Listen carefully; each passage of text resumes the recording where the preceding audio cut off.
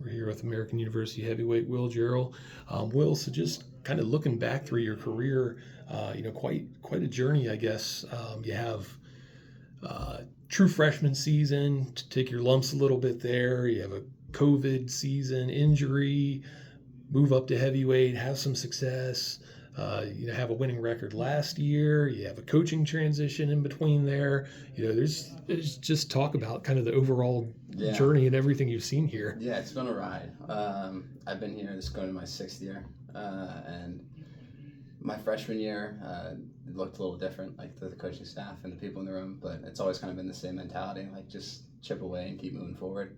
I don't know, I wanted better results after my freshman season, and I just decided to pour everything I had into trying to progress there and just little by little like chip away. And I think for me, in my experience, the coaching change worked out really well. I couldn't be happier with the situation I'm in.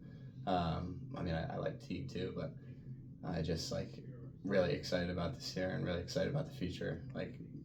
From the moment that I found out who my new coach was going to be, and it's just since the first day I got here, been the same thing. Doesn't matter who you came here as, you're trying to build into somebody, and I just want to show off the person you can be if you put the years in and chip away. So. Yeah, so looking at it last year, I mentioned, winning record. You're in an extremely deep AIWA weight class, 8 heavyweights going to nationals. You're 9th guy and first alternate. Yeah. What do you take from that experience as you're building on this year? I think that I just got hungrier. It's a motivating feeling. In addition to being a difficult one, I know I can compete with those guys, and I know I can win matches at the national tournament, and it's just a matter of doing it. There's a big difference between believing something and knowing it, and the difference is getting it done. So the name of this year is to get done what I need to do, or what I can do. I don't know, I think about last year a lot, and the feeling and sitting with it, and how much I didn't like it, and how much I wanted to do to make sure I didn't feel like that again.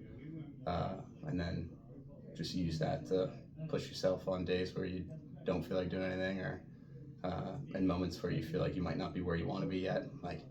Just remember that you're not where you were, and you're in the process of going to where you want to be. And so you talked about, beating some of those guys. One of those guys you did beat, Tay Gadali, Campbell. He ended up on the podium. Guy that didn't lose very many times at all last year. Is that some sort of tangible evidence for you as, you're training, I can beat these guys that are really freaking good. These are, national qualifiers, All-Americans. Yeah, that got me fired up. It was a good match. I was really happy with the way I wrestled. I felt like I showcased the things that I'm good at, and I don't know, it made me, have, like you said, tangible proof that guys in the top 10 or even the top 8 are ones that I can not just compete with, but also beat. And I don't know, just the feeling in that moment of validation of I am good enough to accomplish the things that I want to do. It's definitely something that I'm chasing, to have again. I just want to keep moving up the list, knock off the next number above me, just keep climbing. I don't know, chipping away, like I said. So talking to the coaches, your name came up, multiple times as a guy who's a leader and holds the rest of the team accountable. I think Coach Borelli even said holding the coaches accountable if need be. When did you kind of get into this leadership role? When did that corner turn, I guess? When I first came to American, I didn't anticipate leading, because I felt like the guys were so much better than I was. And I decided I need to find a way to contribute.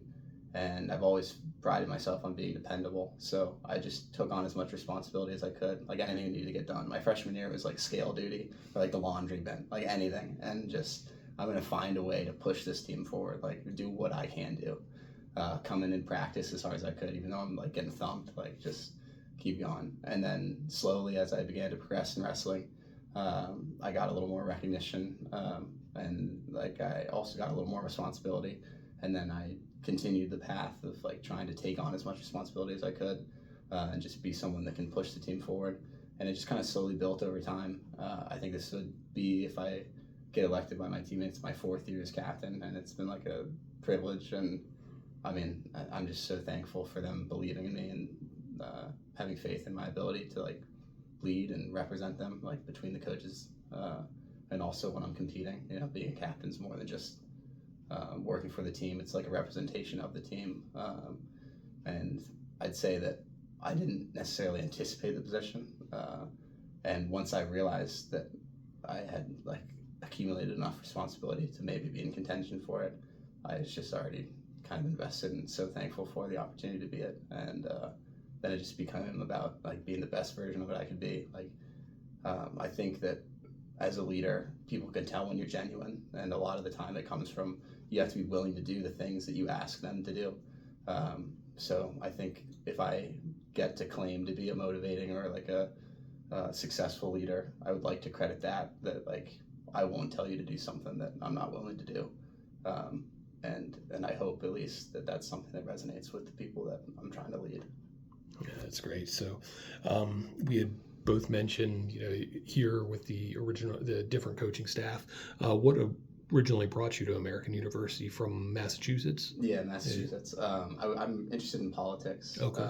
And it's like a hard place to be for like opportunities working with people in Capitol Hill. And I also wanted to wrestle in college, and I came to American on a visit, and I met the team. And I'd say that what sold me on it was the people that I met. There were people that I wanted to be like. There were people that I wanted to be with, like working alongside and wrestling with. And I got sold on like the community I was coming in to be a part of. And I kind of thought about it as like, would I like to be similar to these people? And I thought I would. And so I came here, and I have not regretted the decision. So. Excellent. All right, so that's all that I have for you. Is there anything that you want people to know about yourself or American wrestling or anything in general? We're coming. All right.